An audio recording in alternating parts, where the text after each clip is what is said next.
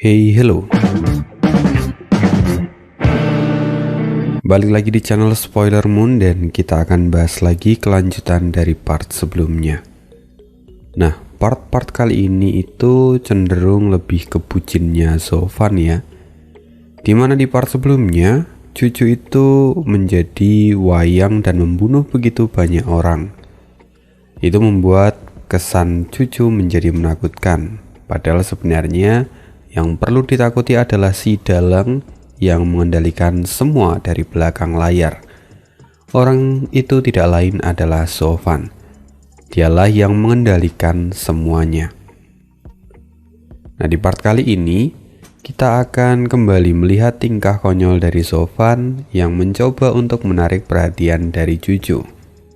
Jadi mari saja langsung masuk ke part 243.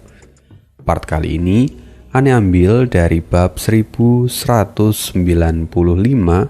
sampai 1198. 3 hari berlalu dan beberapa sosok yang anggun melintas di antara pepohonan. Mereka adalah para murid dari sekte dan Xia yang dipimpin oleh Fang Min. Namun terlihat jelas bahwa wajah dari Fang Min masih tampak masam. Sepertinya dia masih tidak senang dengan apa yang cucu lakukan. Lalu, seorang junior dari belakang berkata, "Senior, apakah kita tidak berjalan terlalu cepat? Sudah beberapa hari berlalu dan kita masih belum bisa melihat King Chen. Apa mungkin dia tertinggal jauh? Apa yang perlu kamu khawatirkan? Bahkan dia bisa menahan ahli di tingkat Raja Roh sendirian. Lagi pula, ini adalah kali pertama dia melakukan perjalanan keluar dari sekte. Jadi wajar jika dia pasti pergi untuk melihat-lihat pemandangan di sekitar. Abaikan saja dia," kata Fang Min dengan kesal. Junior itu tampak khawatir, namun tidak ada yang bisa dia lakukan. Lalu kemudian seorang lagi berkata, "Apa yang senior katakan itu benar. Ini adalah kali pertama dia pergi jauh dari sekte. Jadi apakah kita perlu meninggalkan jejak saja untuknya?" "Tutup mulutmu. Bocah itu sangat cakap. Jadi untuk apa khawatir padanya? Sungguh itu adalah perbuatan yang sia-sia," kata Fang Ming yang semakin kesal. Lalu para wanita itu menundukkan kepalanya dan ketakutan.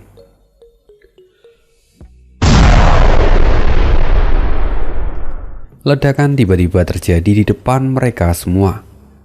Ledakan yang mengerikan itu menimpa para wanita. Lalu setelah itu suara tawa terdengar. "Bahkan jika kamu tidak meninggalkan jejak, apa kau pikir orang tua ini tidak bisa menemukan keberadaan kalian?" Satu persatu bayangan hitam turun di depan rombongan gadis itu. Lalu di sana sudah berdiri lebih dari 20 ahli di tingkat Raja Roh, dan sang pemimpin mereka adalah orang yang memiliki aura yang sangat mengerikan. Fang Min merasakannya dan bergumam, "Kekuatan ini, apakah seorang pemimpin wilayah turun tangan untuk menghadang kami?" Fang Min menahan nafas dan melihat sosok yang ada di hadapannya. Keringat dingin mulai mengalir dengan deras, dan dia pun menjadi sangat gugup. Lalu orang tua itu berkata, "Kalian dengarkan orang tua ini. Aku tidak mau berurusan dengan bibi tua kalian. Jadi selama kalian menyerahkan cangkir berlapis emas ungu itu, orang tua ini akan membiarkan kalian pergi dengan aman. Pikirkan itu baik-baik. Senior, Anda adalah ahli di ranah sovereign. Artinya, Anda pasti adalah salah satu dari pemimpin di alam kudus. Jadi bagaimana bisa Anda menindas junior seperti kami? Sebuah pukulan yang berat segera menghantam tubuh Fang Min, dan dia sampai memuntahkan darah lagi. Seketika, kulit Fang Min pun menjadi pucat. Orang tua itu kemudian tertawa. Kita semua hanyalah orang di kasta bawah. Memangnya wajah apa yang ingin kau lihat? Aku sedang menjalankan tugasku. Jadi, jangan berlama-lama. Cepat serahkan cangkir itu. Kalau tidak, aku juga tidak keberatan untuk mencarinya sendiri di antara tumpukan mayat kalian. Mendengar ini, wajah Fang Min menjadi tegang dan semua wanita yang lain pun ikut cemas. Fang Min perlahan menyeringai. Senior, maafkan saya. Sayangnya benda itu tidak ada di tangan saya. Kau berani membual padaku. Kalau begitu jangan salahkan orang tua ini kalau memungutnya langsung dari mayatmu. Senior, apakah Anda ingin membunuh kami? Sepertinya Anda benar-benar salah paham dengan maksud dari junior ini. Asal Anda tahu bahwa saya tidaklah sekeras kepala itu. Jadi daripada mempertahankan benda itu, saya pasti akan lebih memilih nyawa saya. Bahkan jika Anda membunuh kami semua di sini, Anda tetap tidak akan mendapatkan cangkir itu. Orang tua itu menyipitkan matanya dan kemudian berkata dengan curiga. Jadi maksudmu benda itu tidak ada di tanganmu? Apa kau pikir orang tua ini akan percaya begitu saja pada kata-katamu? Jika senior tidak percaya, Anda dapat mencarinya sendiri. Fang Min kemudian melepaskan cincin di jarinya. Dia melemparkan cincin interspasial miliknya ke tanah. Senior bisa memeriksanya. Itu adalah semua barang bawaan saya. Jika Anda mau memeriksa tempat yang lain, maka junior juga tidak akan keberatan. Setelah mengatakan itu, Fang Min mulai melepaskan pakaiannya selapis demi selapis. Pakaian yang sebelumnya terdiri dari beberapa lapisan itu kini mulai menyisakan kain yang tipis dan membalut tubuh Fang Min yang terlihat begitu eksotis. Para pria yang ada di sana pun semakin bersemangat. Bahkan beberapa dari mereka sampai menelan air liur. Orang tua itu memperhatikan Fang Min baik-baik. Lalu saat Fang Min hendak melepaskan lapisan terakhir bajunya, orang tua itu melambaikan tangannya. Cukup. Sekarang aku percaya padamu. Jadi jika benda itu tidak ada padamu, lantas di mana benda itu sekarang? Dibawa oleh junior saya. Juniormu? Ya, junior saya sangatlah kuat. Jadi secara alami kami menyerahkan itu padanya supaya dia yang menyimpannya. Sebelumnya kami berpencar. Jadi jika senior membunuh kami sekarang, itu tidak ada gunanya, kata Fang Min sambil sedikit tertawa. Mendengar itu, orang tua itu pun menggertakkan giginya dan menjadi kesal. Lalu dia melirik ke samping ke arah pemimpin yang sebelumnya membawa rombongan. Pria itu langsung mengerti dan kemudian maju. Patriark, gadis kecil yang kuat itu memang tidak ada di sini. Sepertinya mereka memang berpencar dan gadis kecil itulah yang membawa hartanya pergi. Orang tua itu mengangguk, lalu kemudian kembali menoleh ke arah Fang Min. Jadi ke arah mana adik perempuanmu itu pergi sekarang? Fang Min menjawab, jika saya memberitahu senior, Apakah senior akan melepaskan kami hidup-hidup? Orang tua itu kemudian mengangguk. Lalu Fang Min pun berkata, 3 hari lalu setelah kami diserang, demi keamanan kami memutuskan untuk berpisah dengan junior. Saya tidak benar-benar tahu kemana atau di mana posisinya sekarang. Tapi jika senior mengikuti jalan ini dan kembali ke tempat yang sebelumnya, mungkin senior bisa mendapatkan petunjuk. Mendengar itu, orang tua ini pun menoleh. Kirim beberapa orang untuk mendeteksi kebenaran gadis ini. Kita akan kembali menyisir jalan dan menemukan gadis itu. Orang-orang pun segera mengangguk dan beberapa orang pergi dahulu. Orang tua itu kembali menatap Fang Min dan berkata, "Gadis kecil, jika kamu sampai berbohong, orang tua ini bisa menyusulmu kapan saja. Dan orang tua ini pasti akan membunuhmu dengan hukuman yang jauh lebih menyakitkan." Setelah selesai mengatakan itu, orang tua ini pun kemudian pergi meninggalkan rombongan Fang Min. Fang Min kemudian kembali mengenakan pakaiannya satu persatu, lalu mengambil cincin yang ada di tanah. Dia pun tersenyum. "Dasar orang tua bodoh, salahmu karena tidak memeriksa cincin ini terlebih dahulu. Padahal barang itu ada di tanganku, dan aku tidak akan menyerahkannya pada kalian." "Senior, kita berhasil menyelamatkan cangkir itu sekarang. Tapi mereka semua kembali ke arah junior, dan jika mereka tidak menemukannya, mereka pasti akan kembali dengan amarah yang lebih besar," kata wanita yang lain dengan sangat khawatir. Fang Min berkata, "Itu memang benar. Sekarang dia akan pergi mengejar junior. Lalu saat dia tidak bisa menemukan cangkir itu, dia pasti akan kembali. Jadi mari ubah rute kita. Kita akan pergi ke kota Yunlan melalui jalur yang memutar. Ingatlah untuk membersihkan setiap jejak spiritual kalian di sepanjang jalan. Jangan sampai orang-orang itu menemukan kita dan menyusul kita di masa depan." "Baik senior," kata mereka dengan serempak. Tapi seorang di antara mereka kemudian berkata, "Tapi bagaimana dengan nasib junior kita?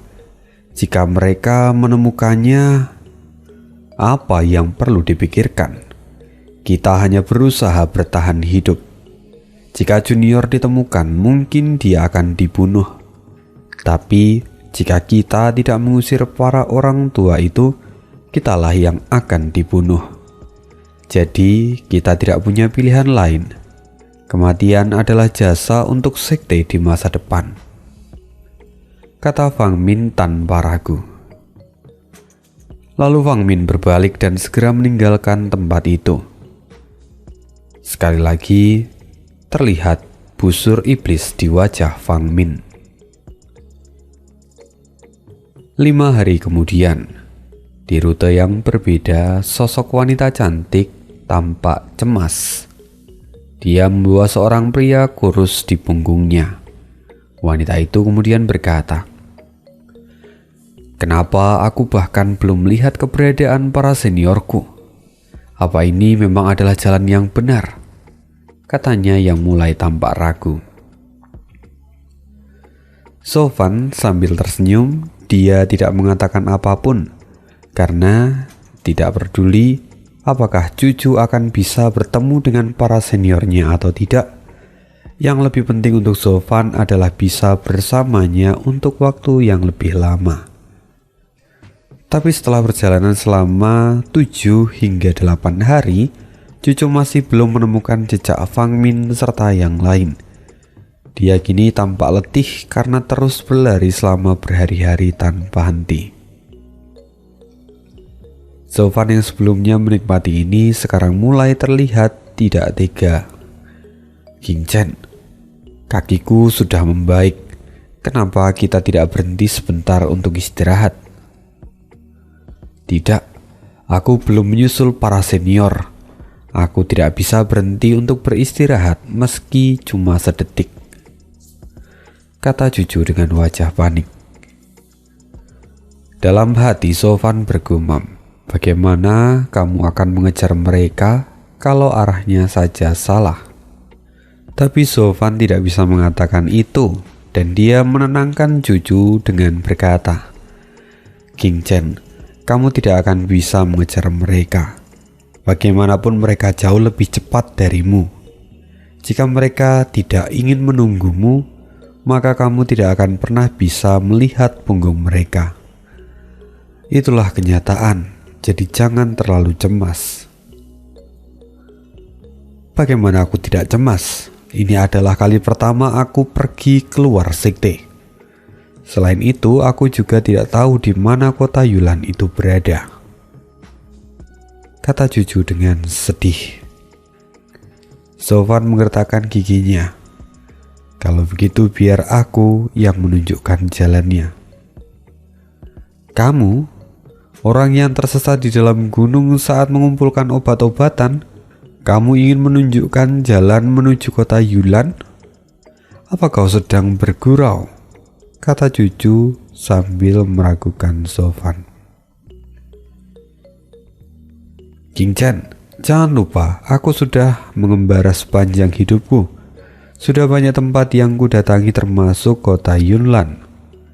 Jadi biarkan aku masuk untuk menuntunmu di tempat itu. Pipi Cucu entah kenapa otomatis memerah. Lalu dengan malu-malu dia berkata, jika memang begitu maka aku ucapkan terima kasih. Lalu kalau begitu, kamu harus kembali menggendongku sepanjang jalan, kata Sofan sambil tersenyum. Mendengar itu wajah Cucu menjadi semakin seperti kepiting rebus. Bagaimanapun dia masih belum terbiasa dengan ucapan Sofan, dan itu selalu membuat jantungnya berdegup kencang. Melihat tingkah aneh Cucu, Sofan berkata, kenapa? Apa kamu tidak mau menggendongku?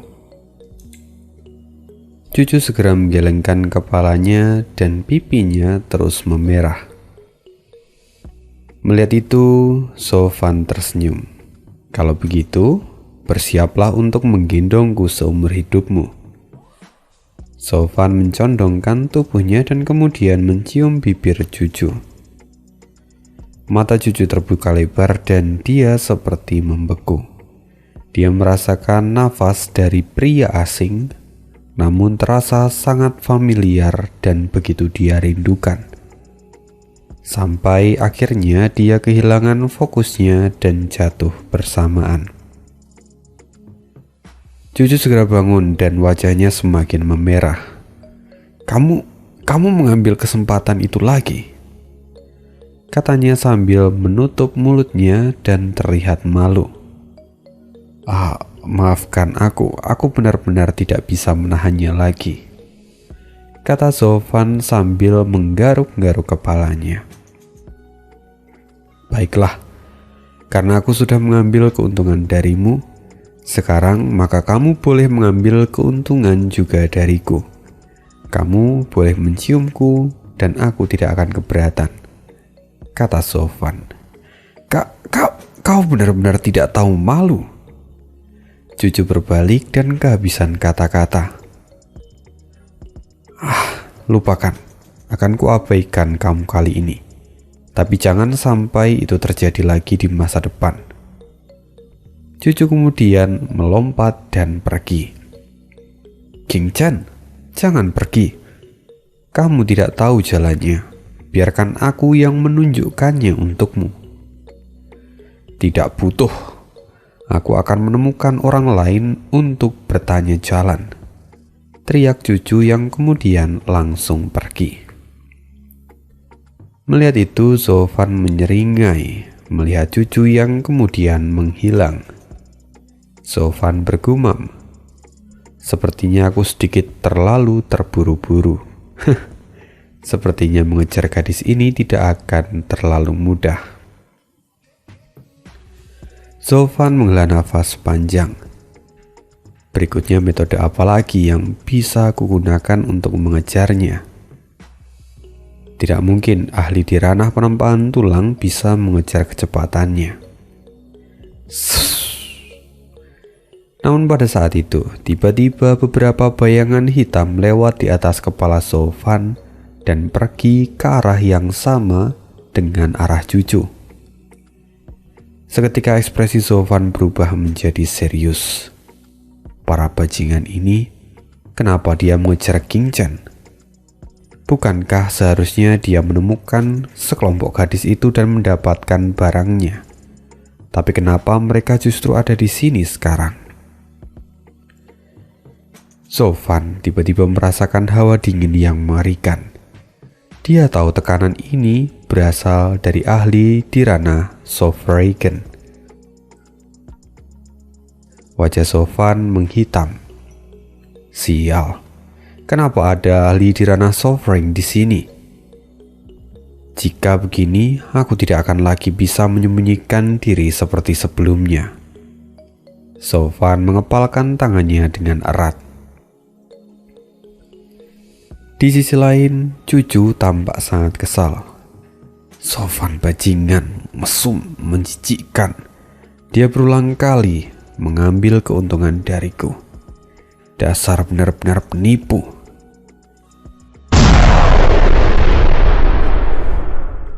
Saat Juju sedang menggerutu, ledakan tiba-tiba menghancurkan bumi dan aura yang mengerikan menyebar dengan cepat. Juju yang hanya di ranah guyuan terkena gelombang kekuatan itu langsung terpental dan muntah darah. Tubuhnya seketika menjadi pucat dan dia menjadi lemah. Lalu di sana sudah ada segerombol sosok hitam yang menghadang jalannya. Lalu sang pemimpin rombongan itu berkata, "Apakah gadis ini yang kau sebut sebagai orang istimewa dan telah membunuh lebih dari 10 bawahanmu?" "Benar, Patriark. Anda tidak boleh tertipu dengan kultivasinya yang terlihat dangkal, karena kekuatannya itu benar-benar aneh dan mengerikan," kata pria yang tampak ketakutan. Juju perlahan mencoba bangun dan kembali terbatuk darah.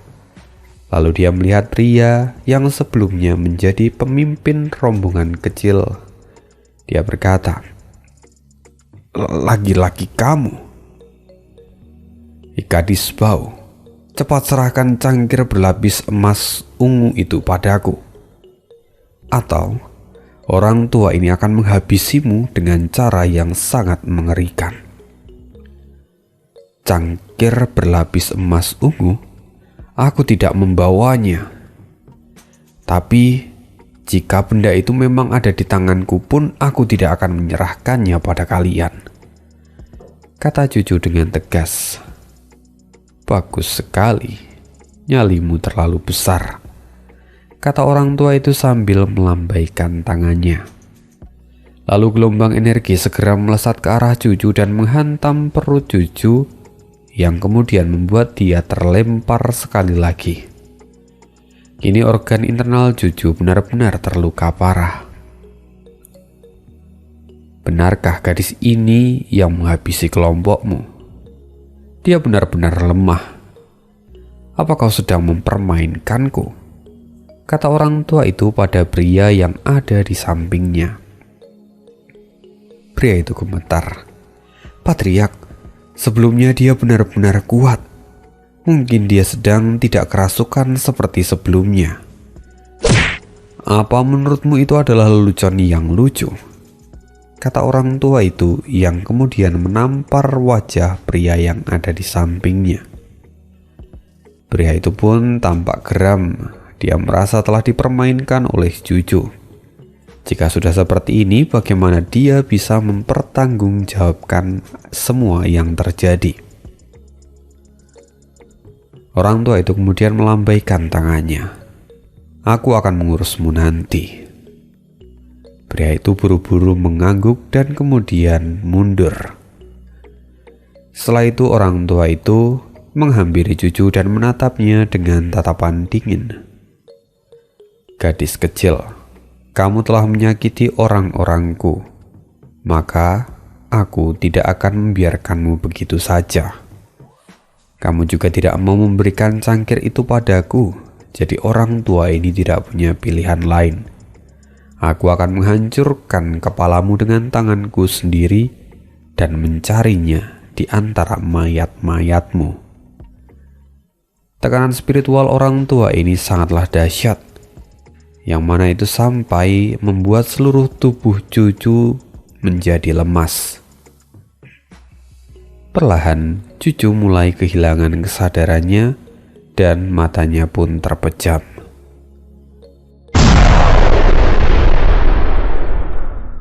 Ledakan besar terjadi dan menciptakan kawah hingga radius lebih dari 1 mil. Orang tua itu dan rombongannya dengan sigap menghindari serangan ini, namun wajah mereka benar-benar terlihat terkejut. "Siapa di sana? Dari sekte mana kau berasal?" teriak orang tua itu sambil melihat ke arah kepulan asap yang ada di depannya. "Apa gunanya mengetahui namaku, jika pada akhirnya kalian semua akan mati?" Sebuah suara dingin masuk ke telinga semua orang, dan mereka langsung merinding bersamaan. Ini semua orang melihat ke depan dengan wajah gugup. Bahkan orang tua yang disebut-sebut sebagai patriark itu pun tampak sangat serius, dan kakinya juga masih sempat terlihat gemetar. Perlahan kabut menghilang dan sosok pria kurus sedang berdiri di pusat ledakan itu dengan menggendong cucu di depan seperti seorang tuan putri. Mereka semua terkejut dan tidak bisa mempercayai yang mereka lihat. Menyelamatkan seseorang yang ingin dibunuh oleh patriark mereka itu adalah sesuatu hal yang mustahil. Tapi orang ini melakukannya dengan sangat mudah. Mereka semua tahu bahwa orang ini adalah seorang master sejati. Benar-benar buang-buang waktu. Sepertinya aku harus mengurus orang ini terlebih dahulu, kata orang tua itu sambil menghela nafas. Tapi pria yang tidak lain adalah Zovan itu membelai wajah cucu yang kini tampak pucat karena terluka. Wajah Zovan menjadi suram dan dia menatap orang-orang yang ada di sana. "Hei orang tua, kau benar-benar berani menyerang istriku. Sepertinya kau sudah bosan hidup." Orang tua itu menatap Zovan dan kemudian berkata, "Sepertinya kau cukup pandai untuk sesumber. Bahkan jika kamu berhasil menyelamatkan gadis itu dari tangan orang tua ini, apa kau pikir kau bisa bertarung dengan membawa beban itu?" Lucu sekali. Orang tua itu tertawa dan sing. Tiba-tiba tawanya berhenti karena hembusan angin lewat di sebelahnya. Lalu setelah itu dua orang ahli di ranah Raja Roh tiba-tiba terbelah dua dan mati dalam sekejap. Itu benar-benar sangat cepat. Bahkan orang tua itu hampir tidak menyadarinya. Perlahan rasa percaya diri orang tua ini pun mulai berkurang. Sedangkan para pria yang lain kini sudah pucat pasi karena ketakutan. "Kamu? Dari sekte mana kau sebenarnya berasal?" teriak orang tua itu dengan panik. Lalu pria yang sebelumnya melawan cucu seolah menyadari sesuatu dari serangan itu. Dia kemudian berteriak, "Patriark, sekarang saya mengerti. Yang sebelumnya menghabisi rombongan saya adalah orang ini. Dia hanya menggunakan gadis itu sebagai boneka. Dialah monster yang sesungguhnya. Tolong hati-hati." Pria itu tampak panik tapi tidak berhasil menyelesaikan kata-katanya karena kini tubuhnya terbelah dua. Itu terjadi sangat singkat saat Sofwan menjentikkan jarinya. Lalu Sofwan menatap mereka semua dengan acuh tak acuh. Jadi sekarang aku yang bertanya, siapa yang mengirim kalian dan apa yang sebenarnya kalian inginkan? Semua orang menatap orang tua itu dengan cemas. Mereka menunggu keputusan karena ini adalah situasi yang genting. Sofwan melihat mereka dan tidak satu pun yang mau membuka mulut. Jadi dia menggelengkan kepalanya dan berkata, "Jika kalian tidak berniat untuk menjawab pertanyaanku, maka kalian sudah tidak ada gunanya." Gaya pedang penyegel surga, membekulah langit, kata Sofwan sambil melambaikan jarinya. Lalu seketika seluruh area itu membeku dalam sekejap dan para ahli di ranah Raja Roh sama sekali tidak berkutik. Mereka semuanya membeku. Kini hanya tersisa orang tua itu yang masih belum membeku meski dia cukup kesulitan untuk bergerak. Orang tua itu bergumam, "Ini adalah domain Raja Roh. Tapi bagaimana bisa sekuat ini? Bagaimana bisa ada orang yang begitu kuat di alam kudus dan aku tidak pernah mendengar rumor tentangnya?" Sofwan menatap orang tua ini dan berkata, "Jadi, apa kau masih tidak mau mengatakannya? Jika memang tidak, maka jangan salahkan aku jika bertindak kasar.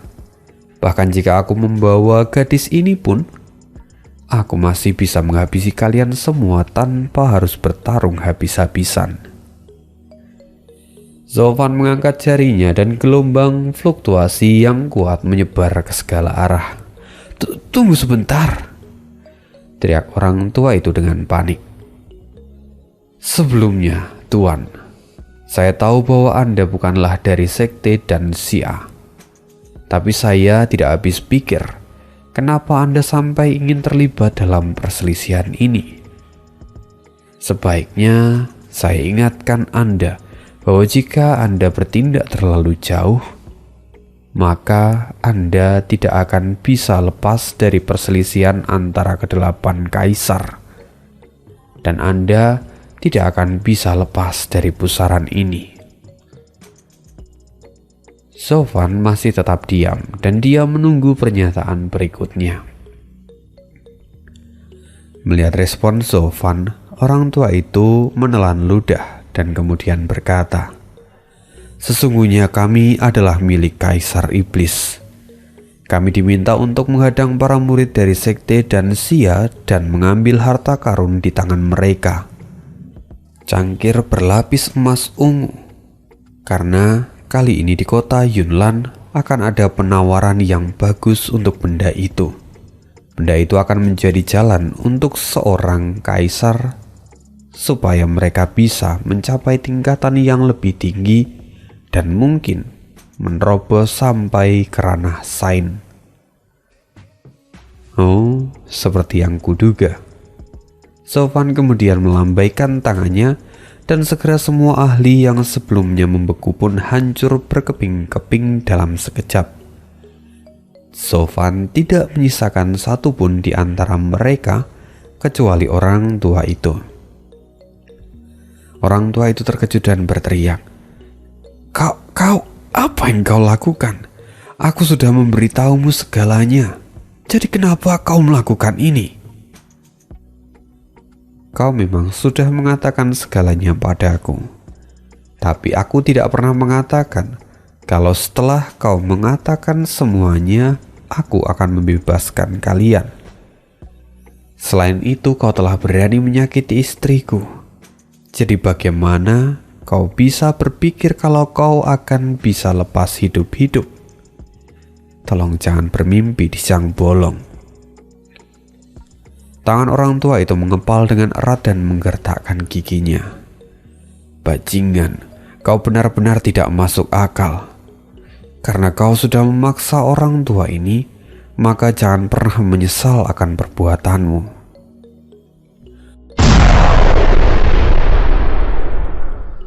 Orang tua itu segera membentuk segel di tangannya dan seluruh tubuhnya dilapisi oleh cahaya keemasan. Lalu dia berteriak, "Segel surga, kerangka hantu."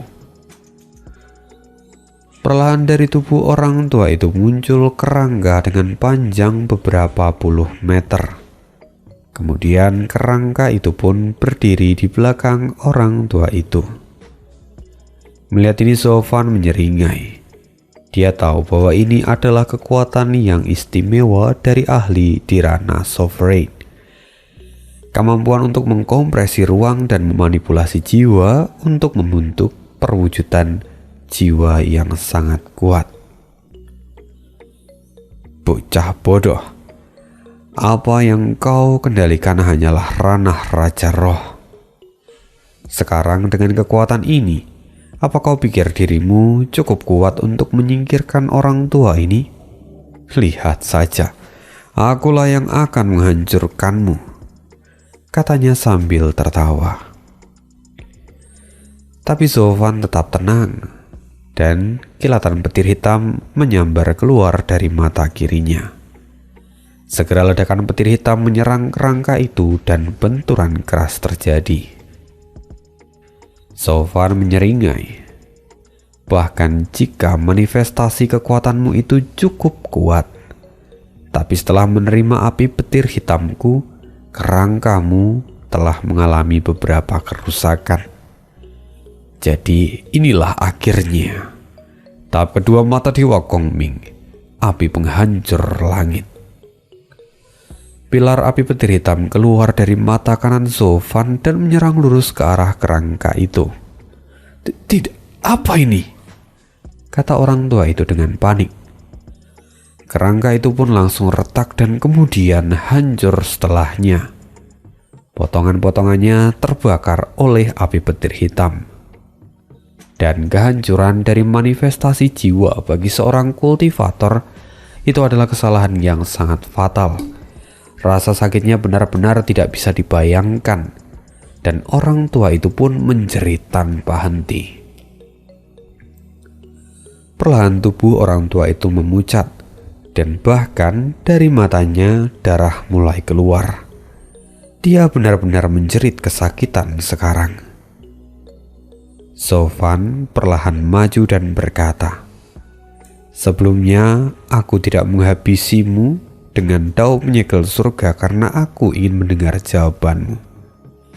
Tapi sekarang kau benar-benar sudah tidak berguna."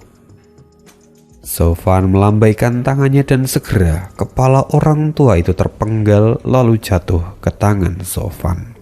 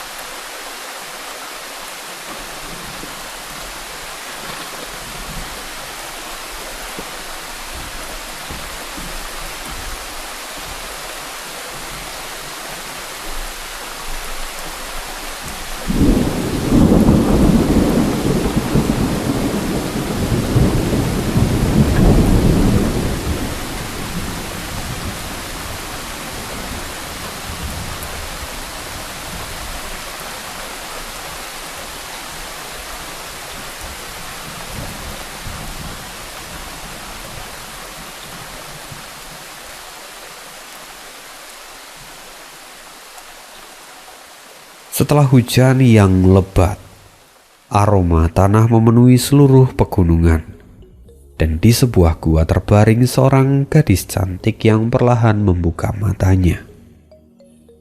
"Ini di mana?" "Oh, King Chen, apa kau sudah bangun?"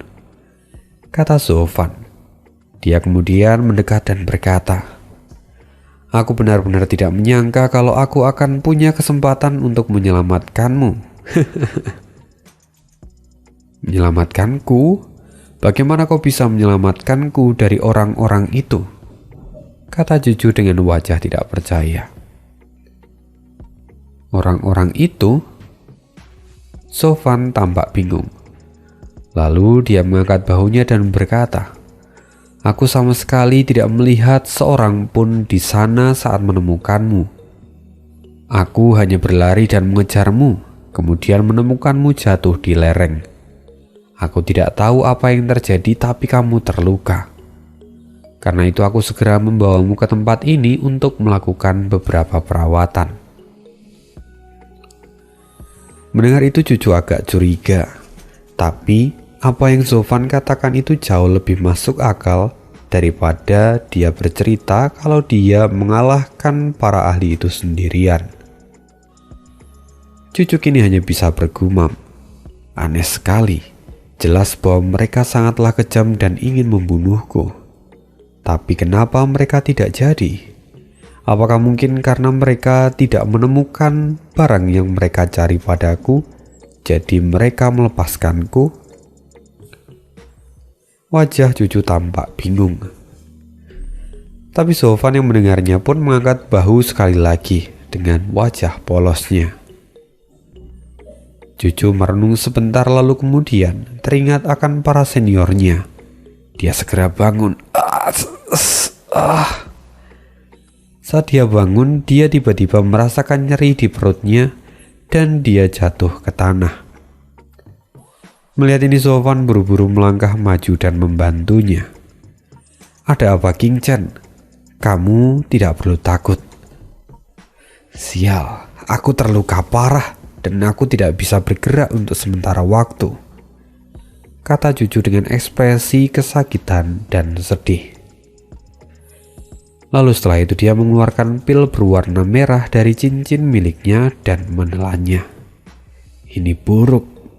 Aku tidak akan bisa menyusul para senior dengan tepat waktu jika seperti ini." Sofan tersenyum dan berkata, "Apa yang kamu takutkan? Di sini kamu masih memilikiku. Aku akan menggendongmu sampai kamu sembuh. Lagi pula, sebelumnya kamu juga melakukan hal yang sama padaku." "Kamu?" "Ya, sekarang kamu juga tidak bisa terbang di langit. Kalau kamu memaksakan diri untuk berjalan kaki, itu masih lebih lambat daripada seekor siput. Maka lebih baik bergantunglah padaku. Meski aku hanyalah ahli di ranah penempaan tulang, aku bisa membawamu." Sofan mengatakannya dengan penuh rasa bangga. Lalu dia mendekat ke arah Juju dan merentangkan tangannya. "Oh, aroma istriku. Sudah sangat lama aku tidak menciumnya." "Ngomong kosong, siapa istrimu?" kata Juju sambil menampar Sofan. Dia sendiri tampak tersipu malu. Kamu kan istriku." "Omong kosong." "Tidak, ini bukanlah omong kosong. Cepat atau lambat, kamu akan kembali ke pelukanku. Tapi untuk sekarang yang lebih penting adalah bergegas dari tempat ini, atau kamu akan benar-benar tertinggal," kata Sofan yang kemudian menggendong Juju dengan lembut. Juju sangat ingin marah, tapi saat melihat punggungnya yang lebar, entah kenapa dia merasa justru ingin bersandar. Hanya saja untungnya, iman dari Juju sangatlah kuat, jadi dia bisa menahan diri. Meski saat ini jantungnya berdegup kencang seperti genderang mau perang.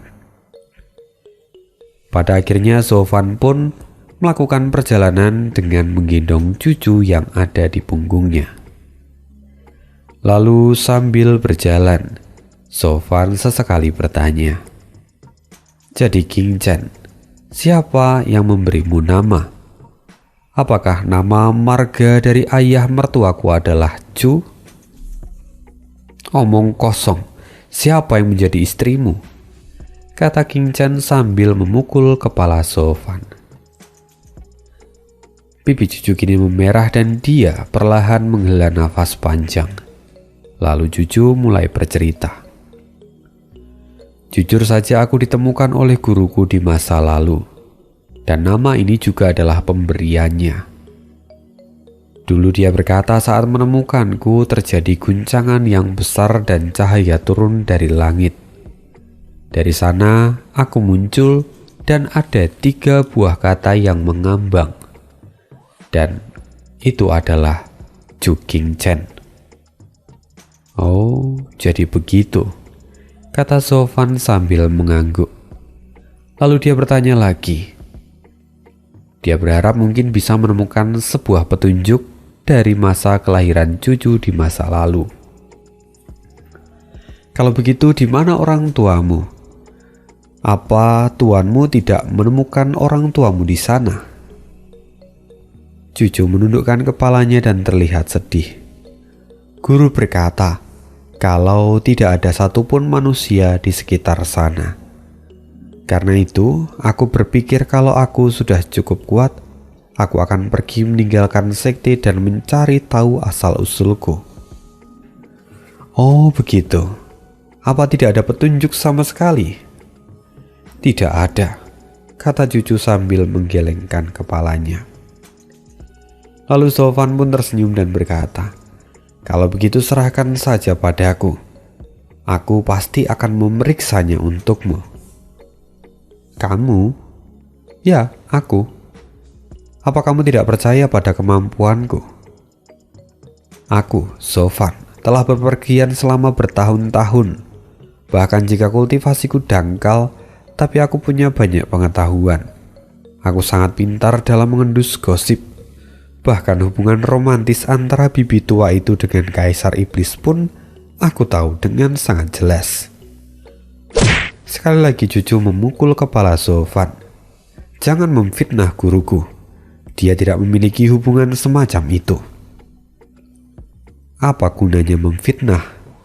Bahkan jika bibi tua itu sekarang tidak lagi romantis, tapi di masa lalu, hei, kau berani melanjutkannya? Bentak cucu yang sekarang mengangkat tangannya. Ya, baiklah, aku tidak akan mengatakannya lagi. Lagi pula saat muda orang memang selalu bertindak sembrono, kata Sofan sambil mencibir. Setelah itu Sofan diam dan terus melanjutkan perjalanan mereka. Melihat Sofan yang diam untuk waktu yang lama, cucu menjadi khawatir. Hei, apa kamu marah? Tidak. Aku tidak akan pernah bisa marah padamu, kata Sofan sambil tersenyum dan berkata dengan santai. Mendengar itu, cucu tidak bisa menyembunyikan kegembiraan di wajahnya. Bahkan dia merasakan perasaan manis di lubuk hatinya. Dia bisa merasakan ada kebahagiaan yang tak tertahankan, dan pada akhirnya cucu pun bersandar di punggung Sofan yang lebar dan nyaman. Sofan melirik sedikit dan dia pun tersenyum dengan lega. Dengan begitu Sofan terus menggendong cucu di sepanjang jalan. Mereka pergi selama 7 hari dan luka dalam cucu pun hampir sembuh sepenuhnya. Setelah itu cucu mulai belajar berjalan sendiri. Tapi kebersamaan mereka selama 7 hari itu membuat keduanya semakin terjerat dan tidak terpisahkan. Karenanya mereka berjalan bersama dan Sofan sudah seperti tour guide yang membantu cucu untuk menjelajahi hutan. Sampai akhirnya cucu pun bisa kembali terbang dan dia menggendong Sofan sama seperti sebelumnya. Mereka banyak bercerita dan semuanya terasa menyenangkan. Bahkan 3 bulan pun berlalu dengan sangat cepat tanpa mereka sadari.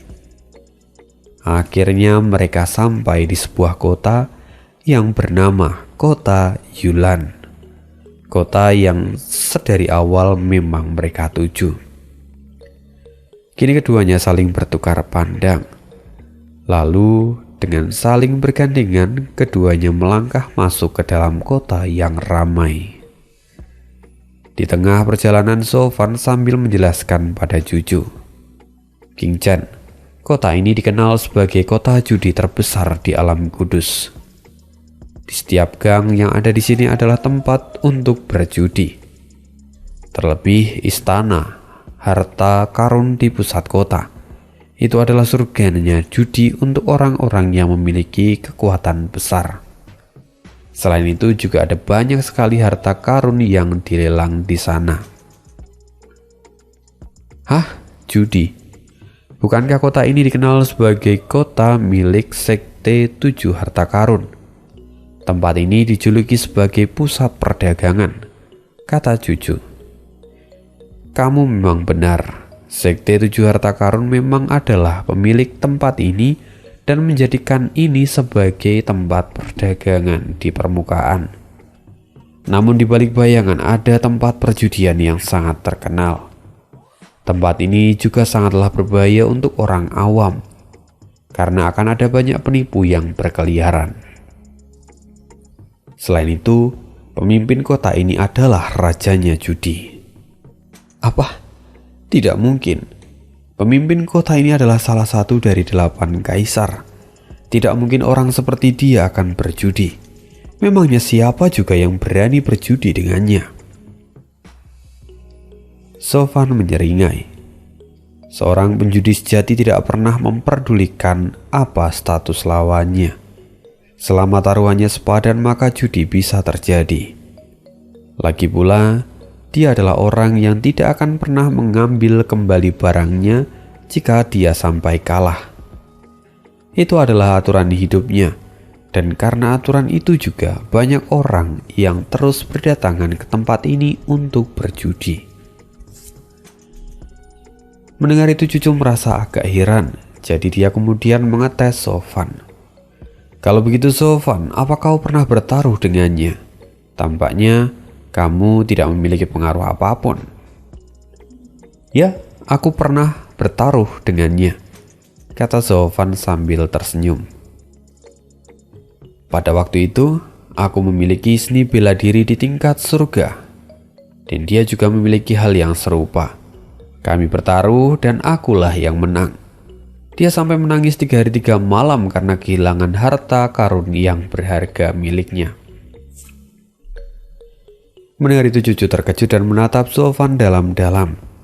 Dia sulit mempercayai hal itu, apalagi ahli di ranah penempaan tulang. Bagaimana mungkin dia punya seni bela diri di peringkat surgawi? Bukankah itu adalah sesuatu yang terdengar seperti cerita yang mengada-ada? Sofan sendiri tahu apa yang dipikirkan Cucu, lalu dia tertawa. "King Chen, apa kau benar-benar mempercayai cerita itu? Jika kamu percaya begitu saja, aku khawatir kamu akan diserang orang dan ditipu habis-habisan." "Apa? Kau berbohong padaku?" kata Cucu dengan kesal, yang kemudian dia berlari dan mengejar Sofan di mana dia hendak memukulnya. Sofan sendiri tertawa dan terus menghindar. Bahkan jika cerita itu benar, tapi itu adalah cerita di kehidupan sebelumnya. Jadi Sofan hanya ingin menjadikan ini sebagai bahan candaan. Lagi pula, sebagai gantinya dia bisa semakin dekat dengan Cucu. Tapi pada saat itu, "King Chen, apa yang kau lakukan?" Sebuah suara terdengar dengan sangat keras. "Bibi Mei?" Cucu berbalik dan dia ketakutan seperti anak kecil. So, ya itu adalah cerita bucin dari Sofan dan Cucu. See you again di next video dan bye.